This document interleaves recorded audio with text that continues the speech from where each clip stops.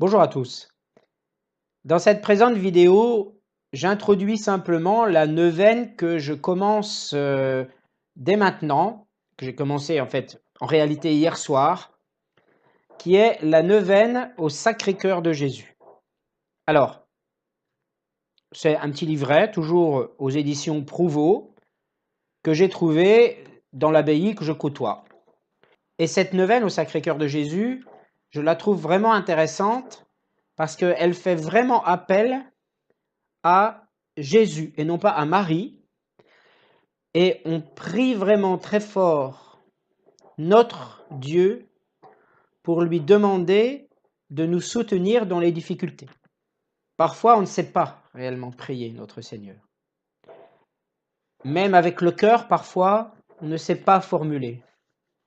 Alors, avec notre cœur, on peut dire effectivement beaucoup de choses.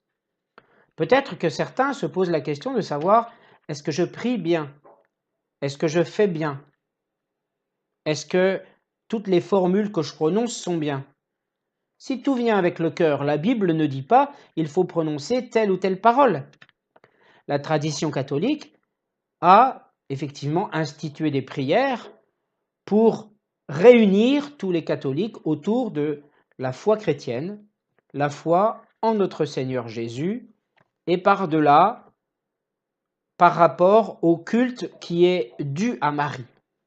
Au culte d'honneur, j'entends bien, au culte d'honneur et non pas au culte de glorification comme on peut bien sûr le faire pour notre Seigneur Jésus. Et là, c'est intéressant vraiment parce qu'on s'adresse au Sacré-Cœur de Jésus. Ce cœur de Jésus, c'est le cœur du monde, c'est dit ici, et qui représente l'amour et la rédemption. Donc, dans cette neuvaine, avec une formule somme toute simple et belle pour moi, on va demander simplement à Jésus de nous accompagner à travers nos difficultés, nos peines et nos blessures, comme il est indiqué ici. Je l'ai déjà dit plusieurs fois parce que j'ai eu une question très très longue d'un internaute il y a environ 3 semaines. Quelqu'un qui a des doutes sur sa foi et qui n'est pas encouragé à continuer lorsqu'il a reçu une réponse négative, clairement, au nœud qu'il souhaitait faire défaire. Moi, je peux simplement, en tant que chrétien, répondre ceci. Comment dire que l'on n'a plus envie de croire, que l'on n'a pas la foi parce qu'on a des doutes, si clairement on voit que le Seigneur Dieu, par Marie, en l'occurrence, la neuvaine à Marie qui défait les nœuds, par Marie, nous a envoyé une réponse. Puisque la personne qui écrit cela, elle ne doit pas être la seule, a reçu une réponse négative, c'est que clairement, pour elle, elle admet qu'il y a eu une réponse qui est arrivée du ciel, qui est négative. C'est-à-dire, pour l'instant, moi je l'entends comme ça, pour l'instant, attends, continue de prier, renouvelle réellement les vœux de ton baptême, va plus loin dans ta foi, accueille le Seigneur en ton cœur, fais-le ton sauveur, fais-le ton unique Seigneur et ton unique Sauveur, appelle-le de tes vœux et demande-lui de t'exaucer dans ton désir de croire et par-delà de recevoir la grâce de la foi. Et moi, c'est cela que je vois d'abord, avant de dire « Le Seigneur ne m'a pas donné ce que je voulais, alors il n'est pas gentil et je ne veux plus croire en lui. » Alors c'est un peu caricaturé, j'entends bien, je le fais exprès, je ne me moque pas. Mais simplement, pour moi, l'esprit est là. J'ai rencontré le Seigneur sans lui avoir réellement demandé un service. Dieu n'est pas un fournisseur. Dieu nous fait la grâce de la foi pour les raisons qui le regardent. S'il décide à un moment de ne pas donner à quelqu'un la grâce de la foi, là aussi, c'est pour des raisons qui tiennent à lui seul. Et cette neuvaine au Sacré-Cœur de Jésus, moi je la trouve magnifique. Elle me fait frémir, elle me fait frissonner. Déjà, rien que d'en parler en ce moment-là. Déjà de prier. Jésus, ça emporte quand on a la foi. Ça emporte. On sait que Jésus va nous répondre d'une manière ou d'une autre. Qu'on va avoir des réponses concrètes dans notre vie, qui ne pourront pas qui ne pourront pas être de simples coïncidences, mais des réponses concrètes, auxquelles nous devrons réagir d'une façon posée, adulte, mature, philosophique. Prendre les choses avec psychologie si Dieu nous refuse les faveurs que l'on demande. On demande à Jésus de nous aider dans nos difficultés, dans nos faiblesses, dans nos peurs, dans les barrières qui nous empêchent de vivre normalement notre vie. On le lui demande, même dans la neuvaine à Marie qui défait le nœud, c'est à Dieu qu'on offre les dizaines. On prie sa mère, mais c'est à Jésus qu'on offre les dizaines. Donc, c'est Jésus toujours qu'on vise dans nos prières. Pour la tradition catholique, effectivement, Marie, et voire même les saints, mènent plus efficacement à Jésus. Les protestants, eux, ne pensent pas. Ils s'adressent directement à Jésus. Moi, je pense que les grâces que l'on reçoit ou non à travers les prières, que l'on adresse directement ou non à Jésus, ou par exemple, donc si c'est indirectement en passant par Marie, les grâces ou les réponses que l'on reçoit ne sont pas de simples coïncidences. Les petits événements de la vie, ou les événements plus ou moins grands de la vie qui arrivent pendant ou après ces prières, ne peuvent pas être de simples coïncidences. À nous d'ouvrir les yeux, à nous de faire preuve d'intelligence, d'ouverture d'esprit, et de nous dire, le ciel m'a répondu. Gloire à toi, Seigneur Jésus, le ciel m'a répondu.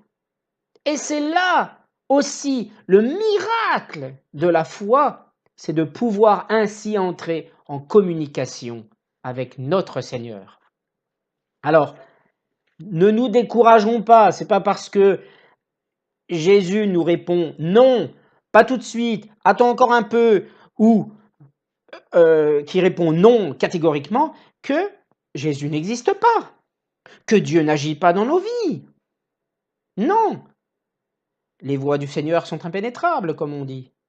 Mais simplement faisons confiance à notre Seigneur Jésus, demandons-lui, il nous donnera. Frappez, il vous ouvrira, cherchez et vous trouverez. On n'a pas demandé et vous recevrez. Voilà, c'est la troisième formule que je cherchais. C'est dans Matthieu 7,7. Pour moi, c'est clair et net. Approchez-vous de Dieu et il se rapprochera de vous, ou il s'approchera de vous. C'est en Jacques, je crois, 4,8. Ne demandons pas à notre Seigneur Jésus d'être un fournisseur, d'être un papa poule qui nous donne un peu tout ce qu'on veut selon nos envies, nos caprices, nos désirs, nos besoins. Je crois que dans toute chose, dans le cheminement de la foi, par la prière, nous pouvons grandir, à mon sens. En tout cas, moi, ça m'a aidé et ça m'aide encore. Grandir intérieurement, bien sûr, mûrir, accepter davantage les choses, savoir mieux les relativiser. Bien sûr, cela n'empêche pas les difficultés, les textes sont clairs là-dessus. C'est pas parce qu'on croit en Dieu que d'un seul coup, toutes nos difficultés vont s'arrêter. Loin de là. Pourquoi récemment Dieu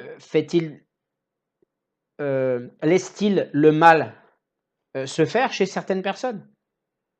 Pourquoi, par exemple, je veux dire, pourquoi la nièce d'un collègue qui avait 9 ans est décédée d'un cancer? Pourquoi Dieu laisse-t-il faire cela? Les voies du Seigneur sont impénétrables. C'est une injustice, ça nous paraît à nous une injustice. Ou d'autres malheurs, bien sûr, plus grands dans le monde. Cela va de soi. Mais gardons à l'esprit que si Dieu laisse faire tout cela, c'est pour mieux venir dans la gloire ensuite et montrer aux hommes, remontrer de nouveau aux hommes par l'arrivée de notre Seigneur Jésus, entouré des saints et des anges, que réellement il est là, que l'apostasie qu'il y a à l'heure actuelle dans le monde s'arrêtera à un moment quand le Seigneur reviendra. C'est notre espérance de chrétiens, principale. Ça sert à quoi de croire? C'est quoi la visée? La visée dans tout cela, c'est l'eschatologie, tout simplement. C'est ce qu'il y a de l'autre côté, les fins, notre fin individuelle et les fins dernières. C'est ça la visée. Croyons, ayons cette foi, demandons à notre Seigneur, mais avant tout, ayons ce besoin de lui. Si nous n'avons pas besoin de lui, si nous n'avons pas besoin de son appui, si nous n'avons pas besoin de sentir que nous avons dans notre vie ce bâton qui nous permet de nous appuyer, cette forteresse où s'abriter, ce roc où s'appuyer vraiment, où notre Seigneur nous protège, nous encourage, nous guide, nous inspire.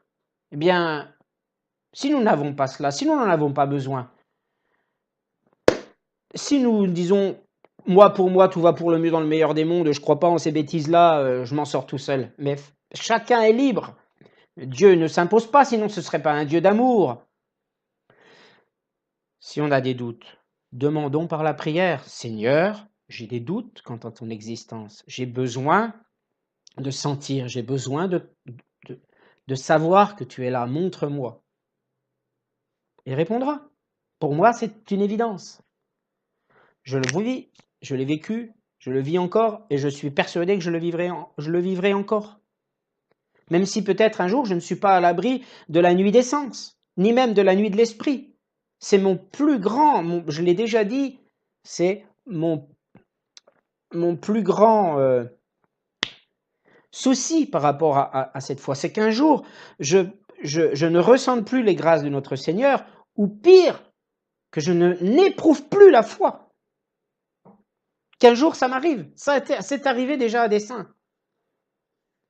Demandons, avant d'entamer des prières, des démarches de prière, de se dire des neuvaines, etc. Mais demandons tout simplement à notre Seigneur, ouvrons notre Bible, demandons à notre Seigneur de nous aider, de nous guider, et simplement, Seigneur, j'ai besoin de croire en toi, j'ai besoin, mais donne-moi, s'il te plaît, j'ai envie de te connaître, j'ai envie de me relier à toi, alors donne-moi cette foi, je t'en prie, Seigneur. Et puis les choses viendront, à mon sens, naturellement, mais chacun d'entre nous a son parcours de foi qui est différent des uns et des autres. Donc cette neuvaine au Sacré-Cœur de Jésus, moi, je suis convaincu qu'elle peut être puissante. Donc je vous souhaite un bon parcours de cette neuvaine en ma compagnie. Je vais essayer de faire en sorte que mes vidéos soient didactiques.